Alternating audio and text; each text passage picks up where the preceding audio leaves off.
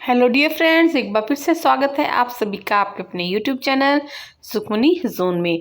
तो आज जो हम अपनी पौराणिक कथा लेके आए हैं वो है उर्वशी ने क्यों दिया था अर्जुन को नपुंसक होने का श्राप। तो चलिए फ्रेंड्स, देर ना करते हुए अपनी आज की कहानी शुरू करते हैं। हमारी जो आज की कहानी है, प्रसंग यह है कि पांडवों के वनवास के समय का है। अपने वनवास के समय एक बार पांडव वेद व्यास जी के आश्रम में पहुंचते हैं और उन्हें अपना सारा दुख सुनाते हैं।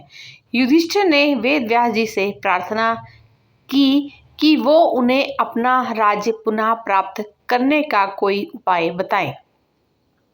तब वेद व्यास जी ने कहा कि पुनः अपना राज्य प्राप्त करने के लिए तुम्हें दिव्य अस्त्रों की आवश्यकता पड़ेगी, क्योंकि कौरवों के पास भीष्म, द्रोणाचार्य, कृपाचार्य, कर्ण जैसे महारथी हैं। अतः बिना दिव्य अस्त्र प्राप्त किए तुम उनका कुछ भी नहीं बिगाड़ सकते। युधिष्ठिर के यह पूछने पर कि वो देवताओं से यह दिव्य अस्त्र कैसे प्राप्त करें, वेद व्यास जी ने कहा कि आप सब में केवल अर्जुन ही एक ऐसे देवता हैं जिन्हें प्रसन्न करके दिव्यास्त्र प्राप्त कर सकते हैं। अतः अर्जुन को ही देवताओं को तपस्या करके प्रसन्न करना चाहिए। वेद व्यास जी के ऐसे वचन सुनकर अर्जुन तपस्या करने के लिए आगे अकेले ही रवाना हो गए।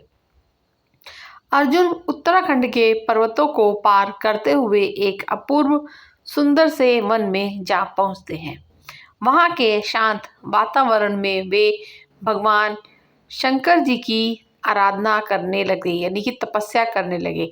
उनकी तपस्या की परीक्षा लेने के लिए भगवान शंकर एक भील का वेश धारण कर उस वन में आए। वहां पर आने पर भील रूपी शिव जी ने देखा कि एक दैत्य शुकर का रूप धारण कर तपस्यारत अर्जुन की घात में है। शिव जी ने उस दैत्य पर अपना बाण छोड़ दिया।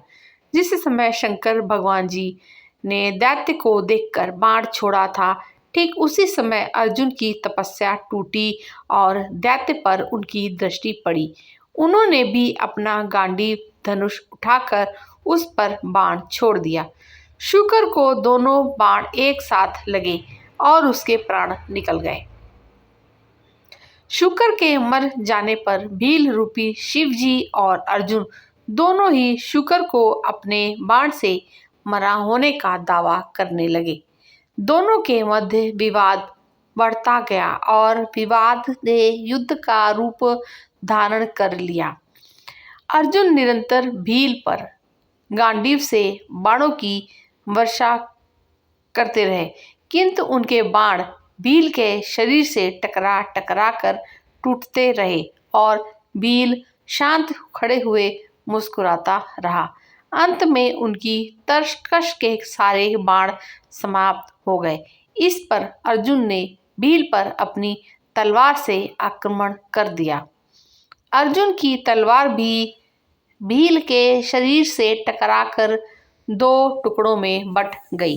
अब अर्जुन बहुत ही क्रोधित हो जाते हैं और भील से मल्ल युद्ध करने लगते हैं। मल्ल युद्ध में भी अर्जुन भील के प्रहार से मूर्छित हो जाते हैं। थोड़ी देर पश्चात जब अर्जुन की मूर्छा टूटती है तो वो देखते हैं कि भील अब भी वहीं पर खड़े मुस्कुरा रहे हैं।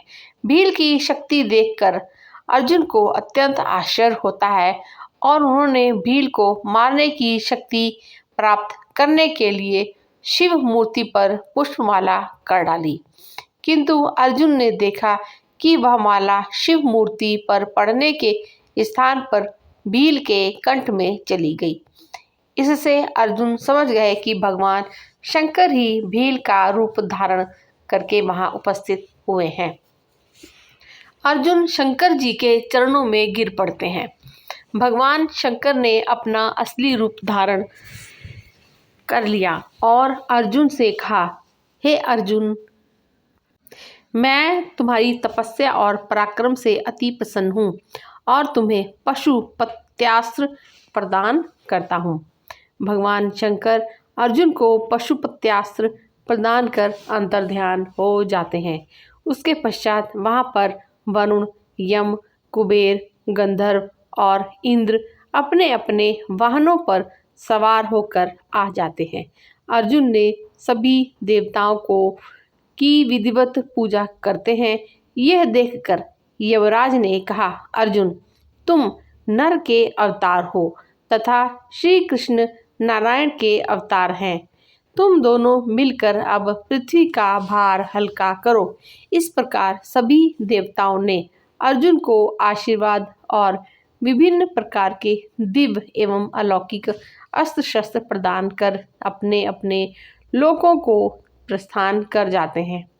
अर्जुन के पास से अपने लोक को वापस जाते समय देवराज इंद्र ने कहा, हे अर्जुन, अभी तुम्हें देवताओं के अनेक कार्य संपन्न करने हैं, अतः तुमको लेने के लिए मेरा सारथी आएगा। इसलिए अर्जुन उसी वन में रहकर प्रतीक्षा करने लगे। कुछ काल पश्चात उन्हें लेने के लिए इंद्र के सारथी मातली ने वहां पहुंचते हैं और अर्जुन को विमान में बिठाकर देवराज की नगरी अमरावती में ले जाते हैं। इंद्र के पास पहुंचकर अर्जुन ने उन्हें प्रणाम किया। देवराज इंद्र ने अर्जुन को आशीर्वाद देकर अपने निकट आसन प्रदान किया।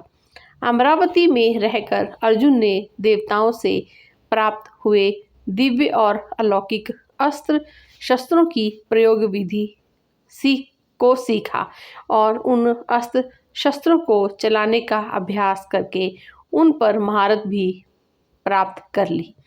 फिर एक दिन इंद्र अर्जुन से बोले, वत्स, तुम चित्रसेन नामक गंधर्व से संगीत और नृत्य की कला भी सीख लो। चित्रसेन ने इंद्र का आदेश पाकर अर्जुन को संगीत और नृत्य की कला में निपुण कर दिया। एक दिन जब चित्रसेन अर्जुन को संगीत और नृत्य की शिक्षा दे रहे थे, वहां पर इंद्र की अप्सरा उर्वशी आई और अर्जुन पर मोहित हो गई।